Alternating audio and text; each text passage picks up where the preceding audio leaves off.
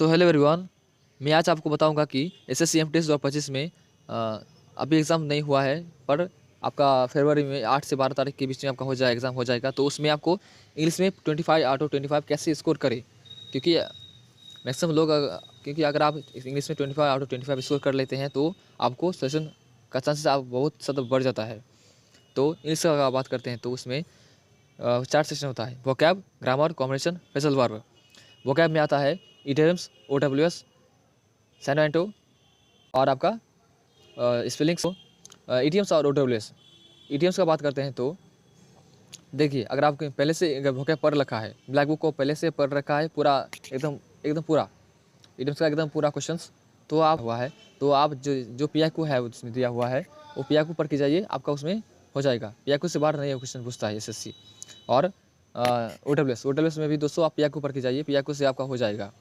लेकिन अगर आपने पहले से अगर पढ़ रखा है बुक को तो और भी अच्छा बात है, तैयारी और अच्छा से होगा।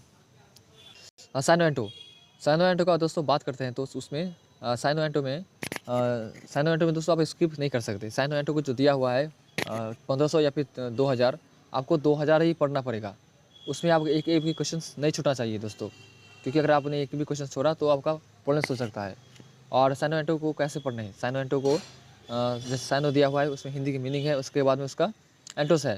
तो आपको करना ये है कि दोस्तों देखिए, साइनो भी पढ़िए, उसका हिंदी का मीनिंग भी पढ़िए, हिंदी में उसका मीनिंग क्या वो दिखा हुआ है, और उसके बाद उसका साइनो पढ़िए।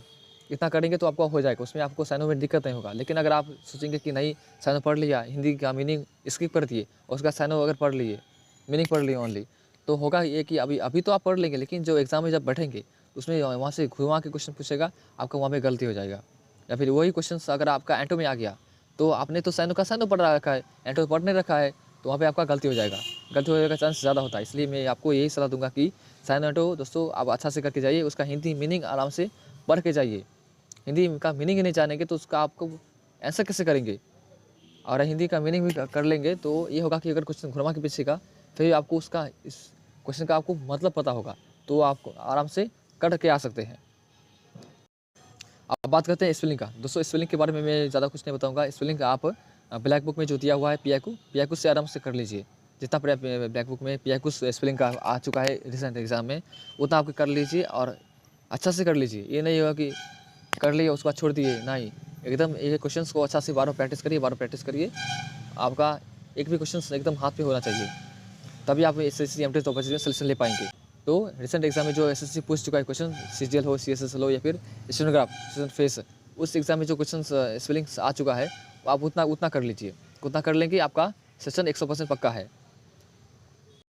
अब बात करते हैं ग्रामर का। ग्रामर कैसे करें तो दोस्तों देखिए, ग्रामर में आपको करना है, ग्रामर में आता है error detection, sentence improvement, voice और नरेशन। वॉइस और नरेशन आपको कोई बताएगा नहीं, मैं बताता हूँ। वॉइस और नरेशन आता है ग्रामर में, जैसे मैक्सिमम एमटीएस में तो आएगा ही आएगा वॉइस और नरेशन।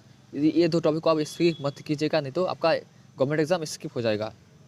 वॉइस और नरेशन में दोस्तों आपको क्या करना है कि अगर आपको आता है तो ठीक है, और अगर नहीं आता है तो इस यूट्यूब पे बहुत चैनल पड़ा है, बहुत वीडियोस पड़ा हुआ है, आप यूट्यूब पे सर्च करके वॉइस और नरेशन का क्वेश्चन कर लीजिए और उसको अच्छा से सीख लीजिए। वॉइस और नरेशन करने के बाद उसका पहले बेसिक क्लियर कर लीजिए, उसके बाद जितना पियाकू है उसमें पियाकू, उसके बाद पियाकू प्रैक्टिस करिएगा, 12 प्रैक्टिस करिएगा पियाकू। और एरोटेशन ज़्यादा प्रॉब्लम्स नहीं फेस करना हो पड़ेगा। एरोटेशन के लिए रानी मैम का 1000 सीरीज 2 बार है, वो आराम से कर लीजिए। उतना कर लेंगे, पूरा वीडियो देख लेंगे दोस्तों, आप एक ग्रामर एरोटेशन में आपका एक कोई क्वेश्चन गलती नहीं होगा, मैं आपको 100% गारंटी से बोल सकता हूँ। और सेंटेंस इंप्रूवमेंट में भी रानी मैम का 1000 सीरीज क्वेश्चन है, वहाँ से कर लीजिए, आपका कोई दिक्कत नहीं होगा। आप सेंटेंस इंप्रूवमेंट और एरर में आपका एकदम एक भी मार्क्स नहीं कटेगा, मैं गारंटी से बोल सकता हूँ। और वॉइस नरेशन आप कर लीजिए, पियाको कर लीजिए, पहले बेसिक क्लियर कर लीजिए, उसके बाद पियाको सेट मारिए, पियाको प्रैक्टिस करिए। जितना प्रैक्टिस करेंगे आपको ग्रामर में उतना अच्छा कर पाएंगे। लेकिन अगर सोचेंगे कि कर लीजिए, इंग्लिश मीडियम स्टूडेंट हो या फिर हिंदी मीडियम हो, आपको वॉइस आता है या फिर नरेशन आता है दोस्तों, तो नहीं होगा एसएससी जो है, क्योंकि जितना प्रैक्टिस करिएगा उतना आपको बेटर होगा, बेटर परफॉर्म कर पाएंगे वहाँ पे। अब लास्ट बात करते हैं प्रीपोजिशन और फ्रेजल वर्ब का। प्रीपोजिशन और फ्रेजल वर्ब कैसे करें तो दोस्तों देखिए, प्रीपोजिशन और फ्रेजल वर्ब के लिए आपको थोड़ा मेहनत करना पड़ेगा। ब्लैक बुक में फ्रेजल वर्ब और प्रीपोजिशन दोस्तों दिया हुआ है।